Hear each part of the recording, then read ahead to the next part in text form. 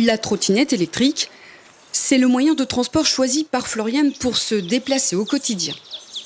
La jeune femme a opté pour un modèle à un peu moins de 900 €, quand d'autres coûtent entre 400 et 2000 € sur l'île. J'utilise ça pour aller au travail, car j'ai pas encore le permis et que je travaille du soir des fois, donc ça m'aide à faire le trajet quand il n'y a plus de bus.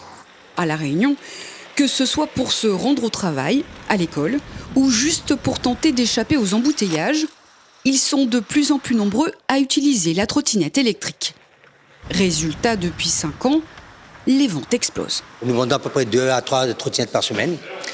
Et nous nous adressons au tout public, donc c'est monsieur tout le monde qui nous achète, ce sont surtout des clients fidèles qui reviennent vers nous, tout simplement parce qu'on a réparé leur vélo, et maintenant ils reviennent sur la trottinette. Donc c'est un petit peu tout le monde, voilà.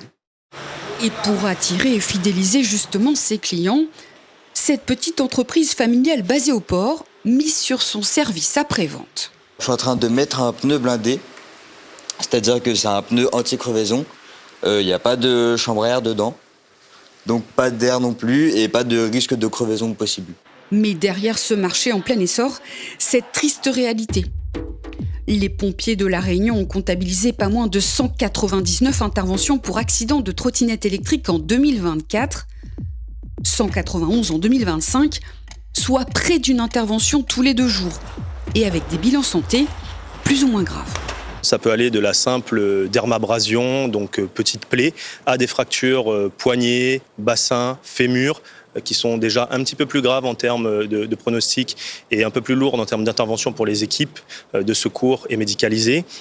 Et enfin, le plus grave, ce sont les traumas crâniens, avec des hémorragies intracrâniennes qui sont très graves, avec des hospitalisations en réanimation, comme ça a été le cas sur une intervention assez récemment, il y a une semaine environ. Aussi, afin d'éviter ces accidents, la préfecture et ses partenaires ont diffusé l'année dernière un clip de prévention dans tous les cinémas de l'île. Sa trottinette est équipée de tout le nécessaire.